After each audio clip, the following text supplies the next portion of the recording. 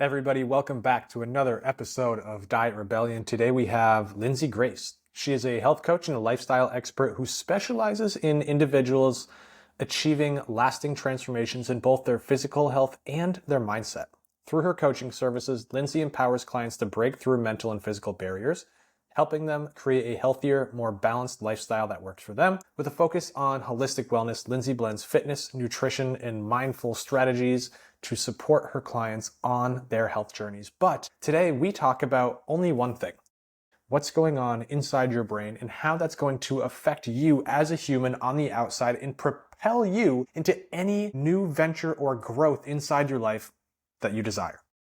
Today's episode is a really amazing and special deep dive on just what's possible for you and every other human on this planet, as well as how you can start turning your life into the possibilities that we speak of inside the show. So listen up, grab a pen and paper. There is one insanely interesting practice that you can start applying today.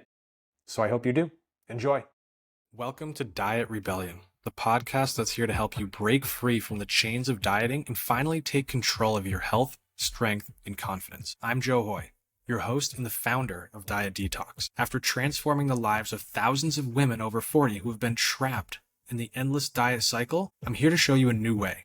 One that focuses on eating for your body's needs, restoring your metabolism, and rebuilding your strength for life. Get ready for real, no bullshit conversations, expert insights, and actionable strategies that empower you to live diet-free and thrive. It's time to stop restricting and start rebuilding. Join the rebellion. Your journey starts now.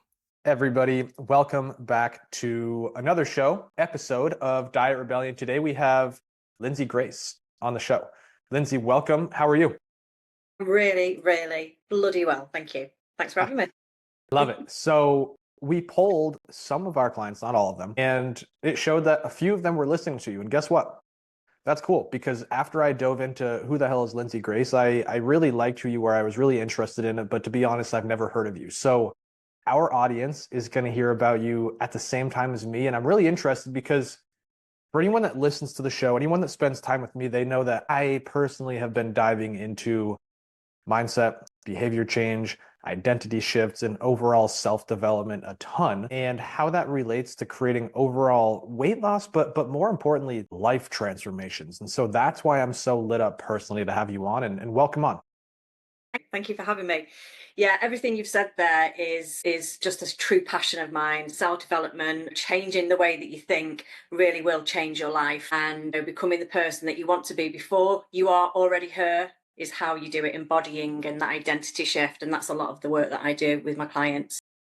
Yeah, let's talk about that. Why is that a passion of yours? I know why it's a passion of mine. And just because, like, as I hire coaches for me and my partner hires coaches for her, and then like we trade information, she's like, hey, this really worked for me. And I'm like, hey, well, this really worked for me. Let's trade and do it.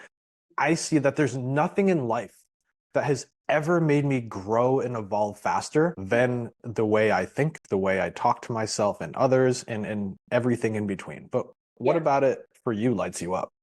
Yeah, it's really interesting because we're not taught this in school as such, not that I remembered anyway. And it's fundamental in who you become and what you attract. What happens inside of your head is a mirror to everything outside. Your relationships, the job that you've got, the money, everything is an internal reflection. So for me, knowing that is so powerful.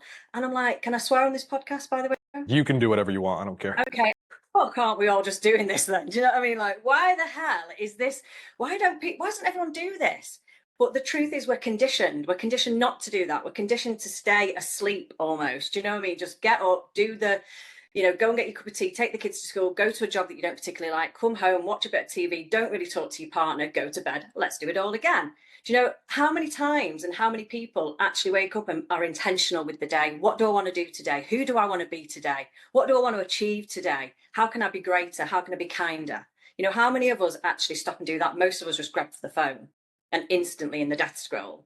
So again, you're on that dopamine wheel spin then, and you're just numb. You're numb to life. You're not thinking. You're not being creative. You're not living to the highest potential that you've got.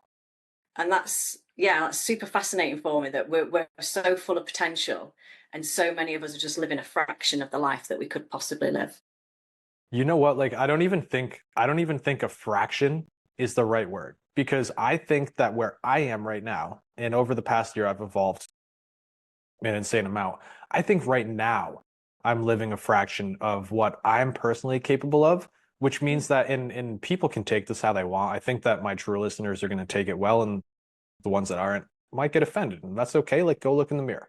I think that a lot of the people listening, like, it's a fraction of a fraction, right? Yeah. Because, and the reason I say that is out of love. Like, I'm coaching them to level up and become their best self. And guess what? I have somebody coaching me to level up and become my best self. And so there are different chapters or levels or tiers of this for sure. But I think the perfect example is the Matrix movie. Like, do you resonate with that? Yeah, I think it's really interesting. I do believe that is to a degree this is it hologram they call it, isn't it? Is that the right word that they call it? Like, it's Program.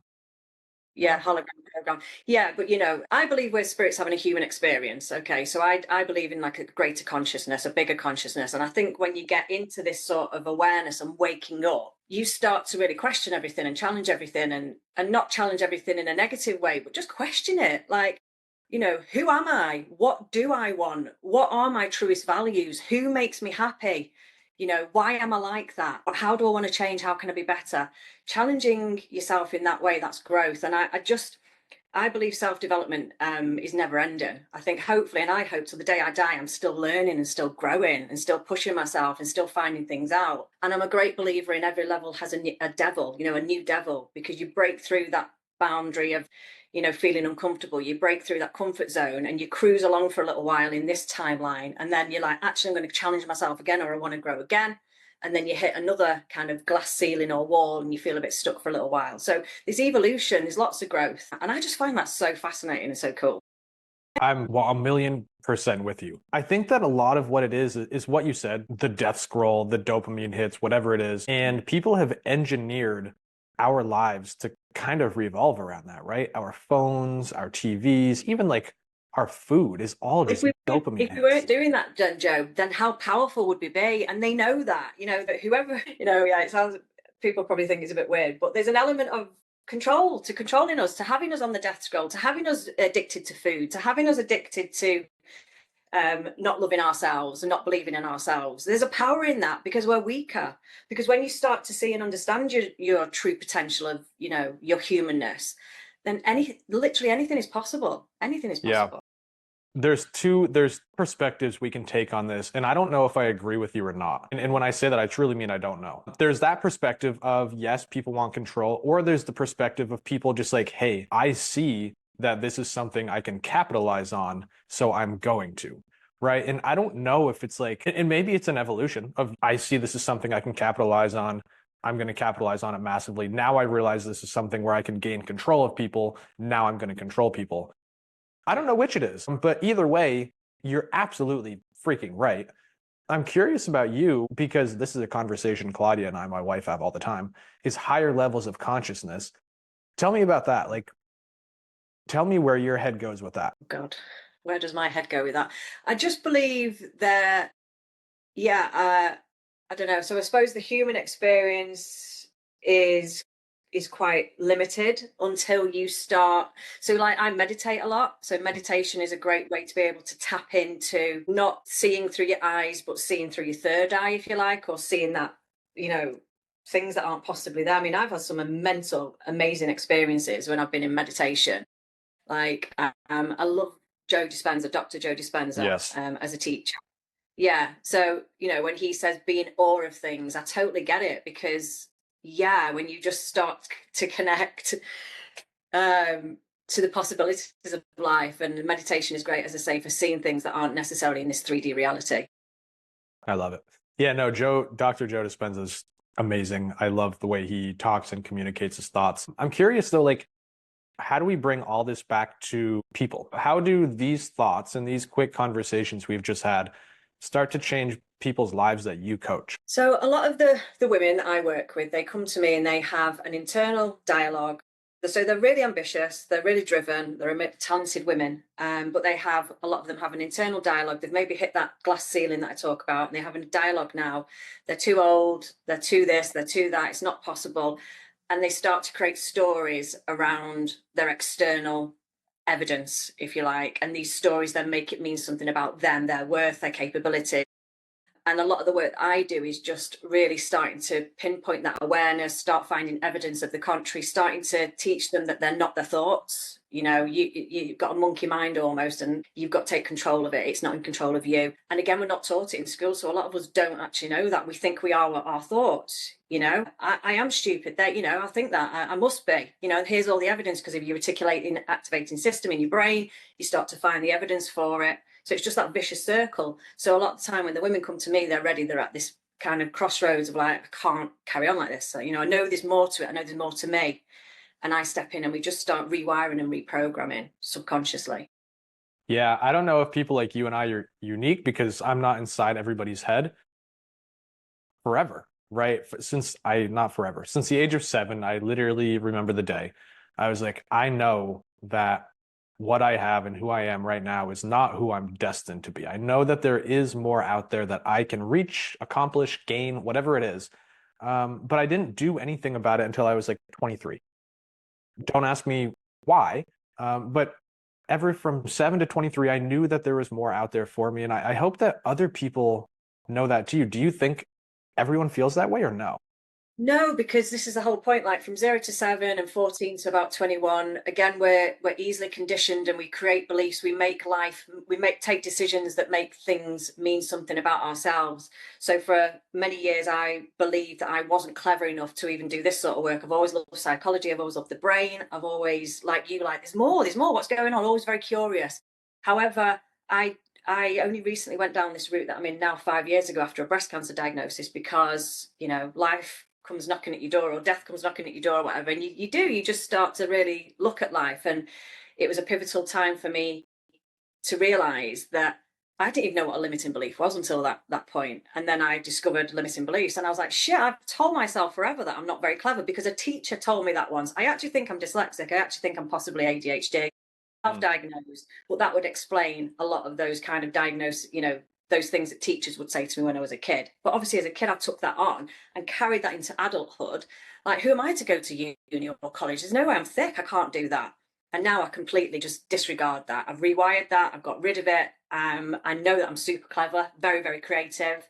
I know that one of my skills is this, being a people person, being confident, So yeah, it just taught me to understand what a limiting belief is, take control of that is not who you are. That's a thought, and you can take control of that thought, and you can change that thought at any time. And that's what I did. And it just completely shifted the trajectory of my life, and I bloody love it. So it sounds to me like you just learned that nobody has the right or the power to put you in boxes.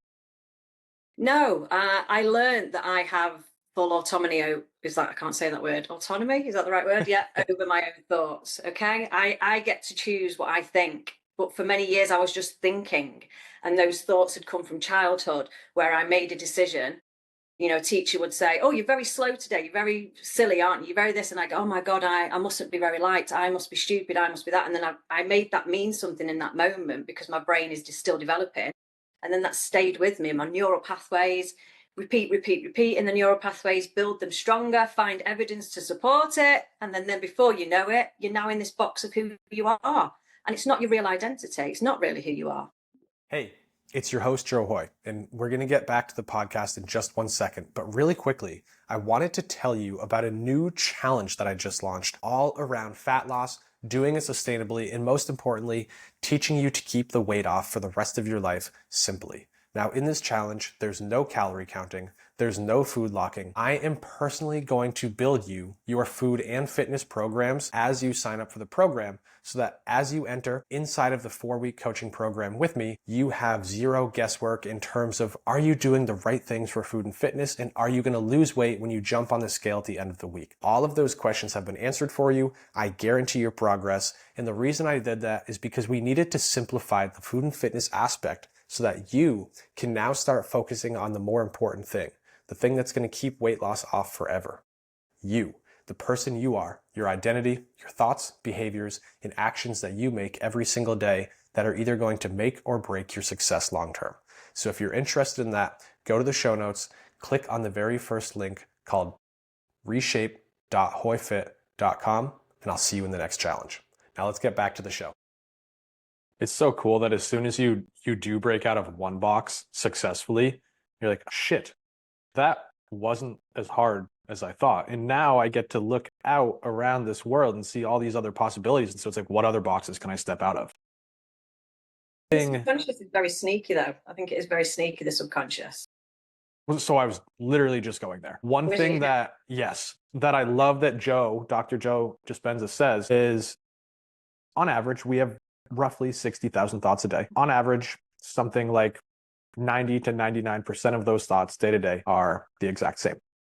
And so you're literally living in the past. And to change that, you need to take your subconscious thoughts that you currently don't have control over and bring them to your conscious thoughts. And as soon as you make those conscious, it's like, this is what I'm thinking. But I do have the ability to change that thought or change my frame or change the lens I'm looking at life through. And as soon as you do that, like this is what we do for our clients, fucking everything changes.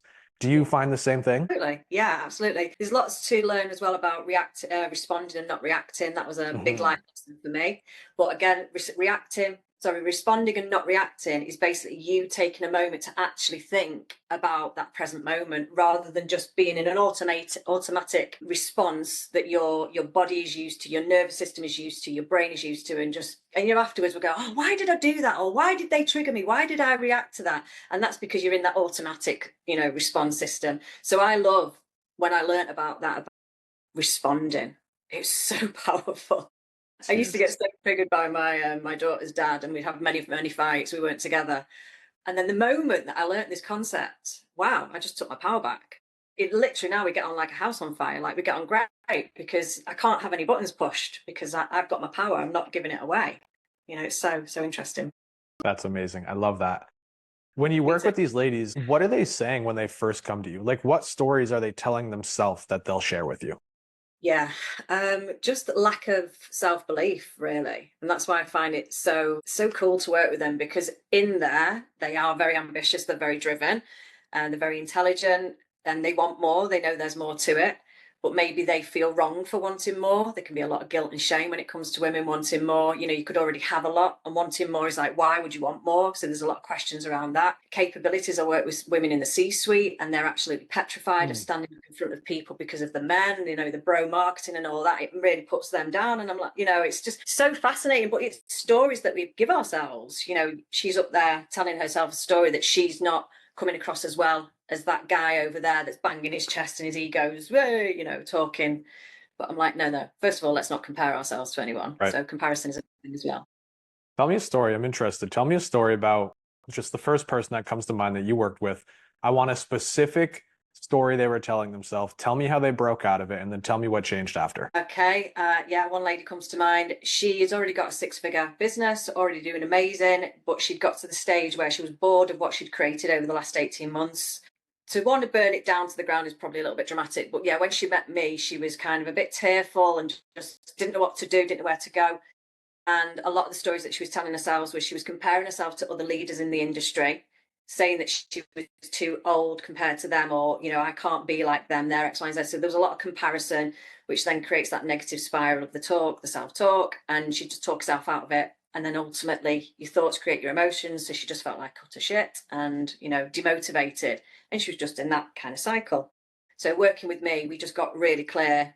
I'm also a qualified transformational coach. So just got really clear on what was happening and allowed her to see it for what it was. And I did some deeper subconscious work. I'm also a belief coder, which works with the subconscious mind, rewiring.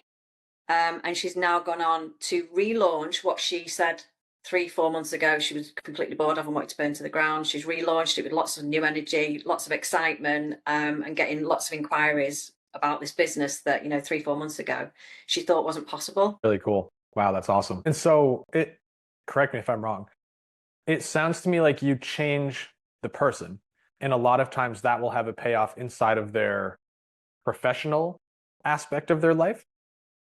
Relationships, yeah. Yeah. Romantic relationships, family relationships. I think once you start to change the paradigm in you, your self-worth, your self-belief, your self-love, your compassion, all of those things. And remember here, I'm saying self, everything is you. Yeah. Once you start to change that inside you, you are a mirror. Like I said at the beginning of the call, you're a mirror. So everything starts to change. You start to increase your wealth. You start to have more freedom. There's a mindset scarcity, isn't there? There's not enough time in the day. That's scarcity mindset. So you start to step away from that and understand there's an abundance of everything. Understand you've got the power to react or respond. Understand you can move away from bad energy. You just take all this power back and start to understand that you are the kernel of your life, and everything's just a mirror and an extension of what you believe inside. Amazing. This is so good. And so as I said in the beginning, like I'm making this switch internally to where I was a weight loss coach for the last 6 years. Now I have 2 coaches that work under me. They do nutrition, exercise. When we get a new one-on-one client, I'm the guy that's doing like mindset, behavior change, all that. But what I'm seeing is like I have trouble saying that we're a weight loss business now. Because just like you just said, we're solving for the person as a whole. And when we do that, everything changes, not their shape of their body, but like setting boundaries, self-worth, self-confidence, how they feel, how they act, like raises at work, you name it, which is just so cool to see. So you said breast cancer is when this kind of woke you up. Is that right? Was that a tipping point for you, or what happened there? I was in quite a toxic relationship for a few years before the diagnosis. I got the diagnosis. 2 weeks after the diagnosis, I decided to leave that relationship. So there was 2 major life events that happened within the space of 2 weeks. But I look back now with real fondness, because how I handled it, and this isn't for everyone and there's no criticism, but how I handled it was very much like, okay, what do we need to do? Let's get on with it. So my mindset was instantly very kind of stoic, if you like, and strong, and I got on with it. And throughout that summer, I would say that I did quite a bit of healing and self-reflection, and started putting up boundaries, and started to see me and understand how I'd got here. And I do believe, again, because I follow the likes of Dr. Joe Dispenza, I do believe that your thoughts can create illness as well, because we're all one, mind, body, spirit. It's all one, it's all connected. So if I was in this toxic relationship that was causing a lot of negativity and a lot of fear and a lot of distrust, then to me, it makes sense that my body reacted in the way that it did. So one of the reasons I now feel very empowered and very confident that the cancer's never going to return, I've got a belief now that it's never going to return, because I changed my identity.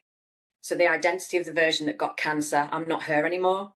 And that's how I'm so confident to know that cancer will never knock on my door again. I might get other shit. Hopefully not. Hopefully not. But no, I look back with it was 5 years ago. So, I'm still here. I'm alive and kicking. So obviously so grateful for that. But I'm grateful as well because it really took me on a different trajectory. Grateful for me for listening. I'm grateful that I didn't have to have that lesson many, many times, because I believe that as well. Like, life will come knock you over the head until you go, shit, okay, I'm listening. What do I need to do? What do you want?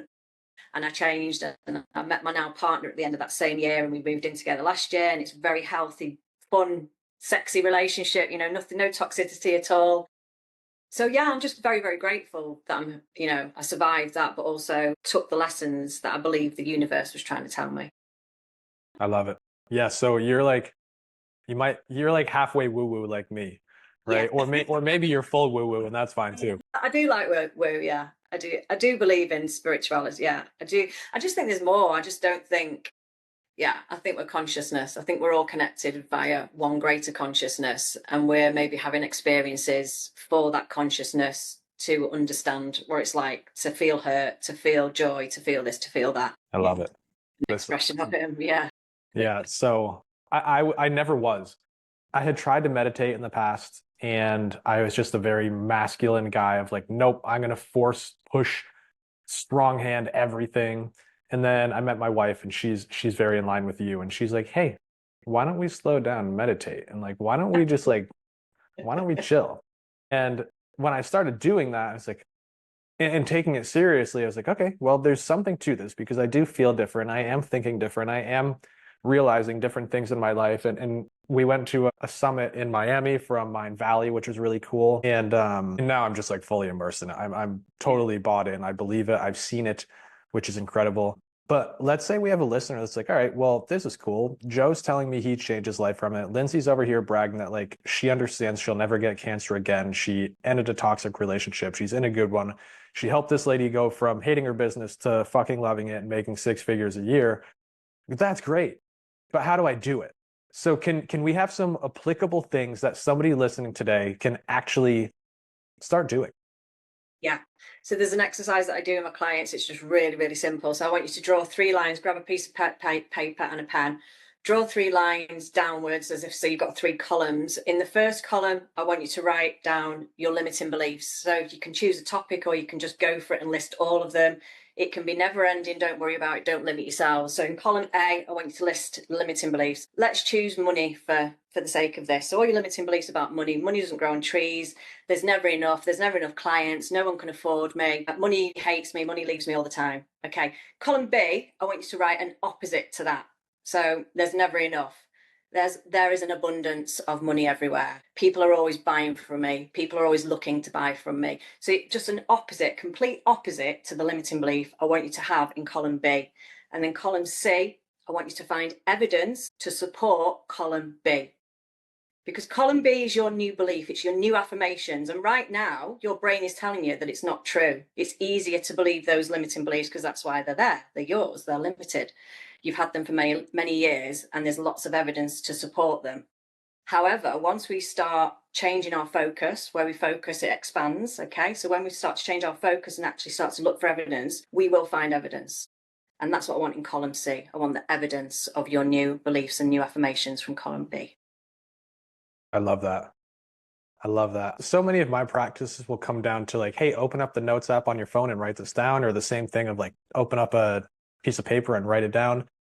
For anybody listening, right, and I love what you said. It's actually something that personally I might go take home and do after the show. But for anybody listening, because we are Diet Rebellion, and if you're having a hard time keeping up and applying this to something you might be after, I just ran through a quick scenario. So limiting beliefs, weight loss, I can't lose weight, I'm broken, etc. Next column, right? There's never enough proof that I can, right? Is that what it is? So or there's an abundance of it? Yeah, so give me column A. Column A, give one limiting belief to keep it simple. I can't lose weight. I can't lose weight. Okay, so column B, your new belief is like, I find it easy to lose weight. Every day I'm losing more and more weight. Okay, that could be your new belief in column B. Then column C is, I want you to look back over the last 3 weeks. I was just going to say that. Yeah, how much weight have you lost? Okay, I've lost a pound. Fucking great. You're losing weight. Every day you're losing more. Yeah? So now you've got evidence to support this new belief. But until you get clear on it and actually challenge that limiting belief, you don't know it's there, because that's the whole point of how the brain works. The reticular activating system looks for evidence to support what you believe. If you believe it's true for you, then it's true for you. Yep. Drop them. Let's go. Our work here is done. We're done. We're going home. For our ladies, so like they're generally 30, 40, 50, and they've dieted multiple times. So here's your evidence for column C to support column B. You've lost weight countless times on countless diets in countless ways. You can lose weight. You've proven to yourself over and over. That's your reminder. Yeah. However, okay, when it comes to weight, though, this is the thing with the subconscious mind, and this is probably where someone like me, an expert, would step in, because your subconscious mind is very clever. So a lot of people have weight on them to protect themselves from past trauma.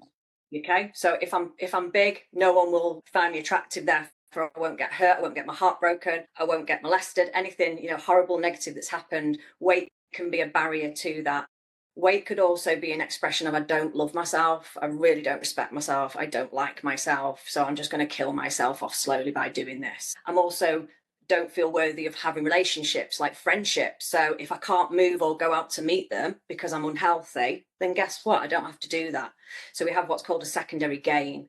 So we have to be careful as well, because like the exercise that I've just given, I don't want it to be flippant. I can be quite fun, and but also on a more serious note, people can have deeper blocks, deeper subconscious limitations. So, for me, as I say, it's about just being aware around that and not beating yourself up. Like, part of the work I do is self-compassion. So you could look at that exercise and go, oh, why can't I do it? Or, and then you start beating yourself up, and look, we're back on that train again of self-hate, and it's not going to work.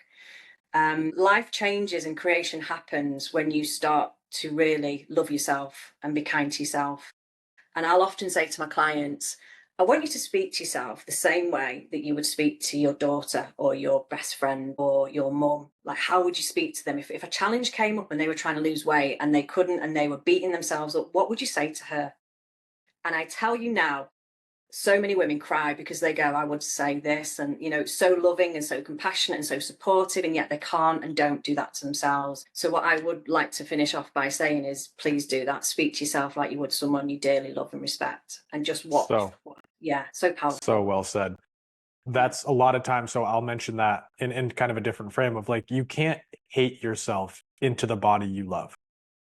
You can't. It's never going to work. You need to start by being your best friend. You need to start by loving yourself. And when you do, that's when it all starts to come together. And to go back to what you said before, where you were like, hey, Joe, I think you're right, but we can't forget this part either. You hit the nail on the head. A lot of times, like, yes, maybe we have this internal conversation around what nutrition should be because your mom put you on Weight Watchers when you were 15. But guess what? There's also these deeper wounds that have been covered by gaining weight, right? And so Claudia and I were talking about that yesterday of like a soul wound. And a lot of times people will feel so small inside that they need to make themselves bigger on the outside is what we were talking about. Yeah. Could have got bullied as a kid, so to put on weight was again a protection of you feeling protected from the outside. But there's loads of reason. Yep. And that's why it was important that I brought that to the exercise as well, to say, I'm not excluding anyone here. And a lot of the work that I do is on that level, is on the deeper level, is on looking at past trauma and healing that and starting to fall in love with ourselves the same way that we can love someone else. I want everyone. I mean, can you imagine the planet if we all loved ourselves? Can you imagine, like, yeah, that it's utopia, isn't it? It'd be such a beautiful place to live, and even maybe not having, and I feel like the world's too big for this now, but I think when you could live in a village and you wouldn't have money, it would be an exchange of services, which is ultimately what money is. It's an exchange of energy, exchange of services, but living in that way as well, where I'll give you a couple of eggs from my hen and you go and build a barn for me because you're handy good with the saw. I don't know. Do you know what I mean? Yeah.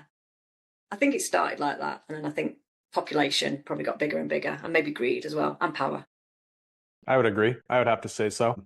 What you just said, if there's anything that I'm confident anyone's going to take away from this podcast and be like, wow, Lindsey gets me, it's what you just said. Not the growth and the evolution of people, but why some people have gained weight and why they keep it on. Like, I promise you just hit home with a lot of people. Well said. Lindsey, if somebody does want to work with you, how would they do that? Like, do you have one-on-one programs? Do you have group programs? Where does that start? Yeah, sure.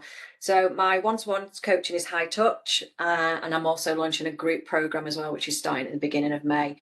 Come and find me over on Instagram. It's Lindsey Grace Coaching. That's kind of my home, my shop front. Drop me a DM. Let me know that you've listened to this. Let me know what takeaways you had. I have got availability at the moment for one-to-one. And as I say, the group is launching at the beginning of May as well. Awesome.